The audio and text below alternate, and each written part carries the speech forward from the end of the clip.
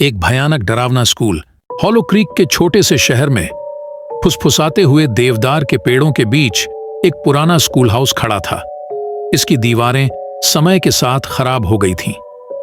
स्थानीय लोग इसके हॉल के भीतर अजीब घटनाओं की कहानियां कानाफूसी करते थे, लेकिन अंधेरे के बाद किसी ने भी अंदर जाने की हिम्मत नहीं की। अक्टूबर की एक सर्द शाम साहसी किशोरों के एक समूह ने परित्यक्त स्कूल का पता लगाने का फैसला किया।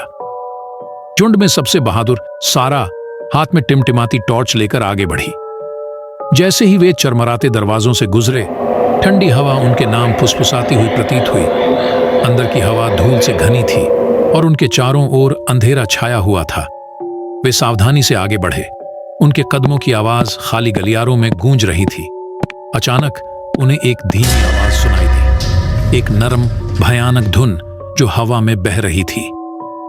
भयावह संगीत का अनुसरण करते हुए उन्होंने खुद को स्कूल के पुराने सभागार में पाया, लेकिन एक खाली मंच के बजाय उनका स्वागत छाया में छिपी एक आकृति द्वारा किया गया जो भूतिया उंगलियों से पियानो बजा रही थी।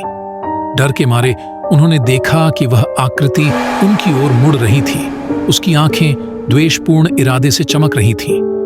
बिना कुछ बोले इसने उन्हें अपने पास आने का इशारा किया। इसकी आवाज अंधेरे में एक ठंडी फुसफुसाहट थी। विरोध करने में असमर्थ वे सम्मोहक धुन से आकर्षित होकर पास आए, लेकिन जैसे जैसे वे करीब आए उन्होंने आकृति का असली रूप देखा। एक मुड़ा हुआ भूत, उसका चेहरा पीड़ा से विकृत हो गया था। खून जमा देने वाली चीख के साथ वे भागने के लिए मुड़े, लेकिन उनके सामने दरवाजे बंद हो गए, जिससे वे अंदर फंस गए।